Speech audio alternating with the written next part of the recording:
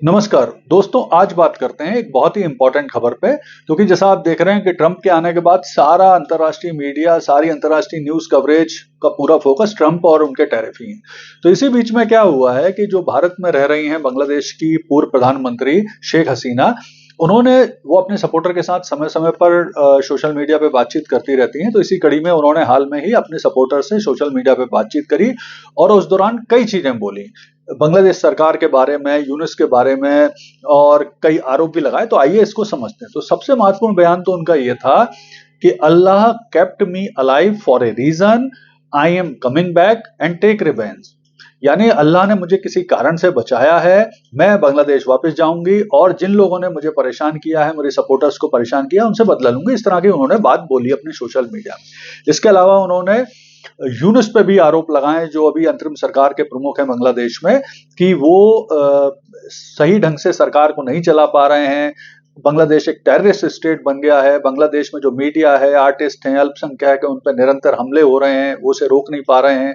इसके अलावा उन्होंने यूनुस के ऊपर आरोप लगाते हुए बोला कि यूनुस ने जो उनका ग्रामीण बैंक है, जिसकी वजह से उनको नोबेल पुरस्कार मिला था, उसका भी दुरुपयोग किया था। कम राशि को ज्यादा ब्याज दर पर दिया, जिससे बहुत लाभ कमाया और विदेशों में ऐश की जिंदगी बिताई। इसके अलावा उन्होंने बोला कि जो उनके परिवार का योगदान है बांग्लादेश की स्वतंत्रता में, जो उनके पिताजी शेख मुजीबुर रहमान का योगदान है, अगस्त में जब उनका तख्ता पलट हुआ था, उसके बाद जो बांग्लादेश की विभिन्न पार्टियों ने उनके खिलाफ किया, वो सब की बातों का भी जिक्र किया। और एक प्रश्न का जवाब देते हुए उन्होंने कहा कि वो बहुत जल्दी ही बांग्लादेश वापस जाएंगे।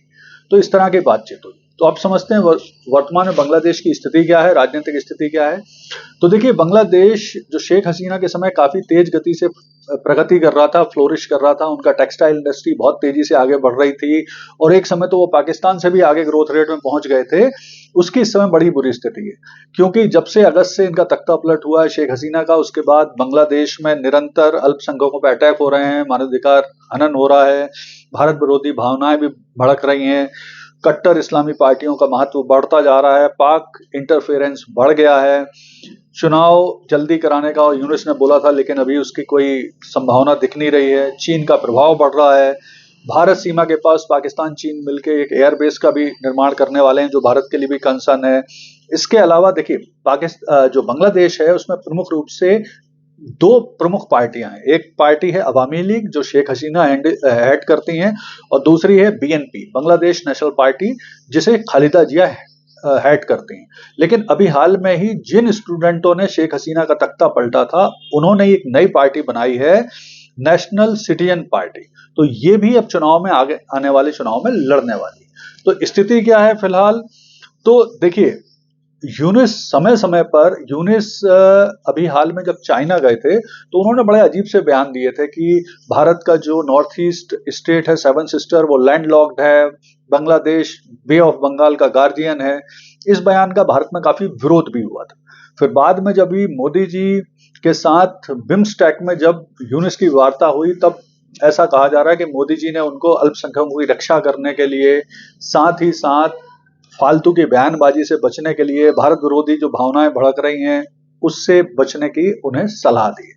देखिए, है क्या, भारत सरकार का रुख ये है कि भारत सरकार बांग्लादेश के जनता के खिलाफ नहीं है, नेतृत्व जरूर उनके हिसाब से सूटेबल नहीं है। तो वो सरकार चाहती है कि जनता में ये मैसेज जाए कि भारत सरकार चाहती है उनका भला। तो अब वर्तमान स्थिति को अगर हम देखें, तो क्या शेख हसीना बांग्लादेश जा सकती हैं वापस? तो मुझे लगता है फिलहाल ये पॉसिबल नहीं है, क्योंकि शेख हसीना के ऊपर बांग्लादेश सरकार के बहुत सारे सरकार ने केस किए हुए हैं, तो उनके लिए वहां जाके सरवाइव करना मुश्किल है। दूसरी बात यह है कि बांग्लादेश सरकार और भारत के बीच में एक प्रत्यार्पण संधि है, जिसमें एक दूसरे के अपराधियों को वापस सौंपने की व्यवस्था है। लेकिन हाँ, पॉलिटिकल कैदियों के मामले में थोड़े से उसमें पैंच हैं, इसीलिए शेख हसीना को अभी वापस नहीं सौंपा गया है बांग्लादेश सरकार को, जबकि वो बार बार मांग कर रहे हैं।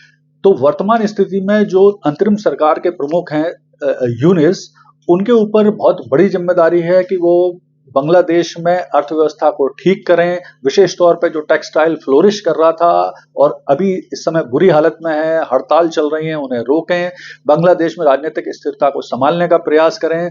बांग्लादेश में जो कट्टरपंथी पुनः सिर उठा रहे हैं, उन्हें दबाने की कोशिश करें। पाकिस्तान के बढ़ते प्रभाव, कट्टरपंथियों के बढ़ते प्रभाव को रोकें। देखिए, ये सब चीज जब वो करेंगे तभी इस क्षेत्र में स्थिरता और शांति आ पाएगी, और भारत का जो बांग्लादेश के विकास में जो योगदान है उसे भी उन्हें स्वीकार करना पड़ेगा, क्योंकि इससे बांग्लादेश की अर्थव्यवस्था को, लोगों को फायदा ही है। तो इन सब चीजों को जब वो समझेंगे और बांग्लादेश में स्थिरता लाएंगे तो वो इस क्षेत्र की स्थिरता के लिए भी आवश्यक है। धन्यवाद।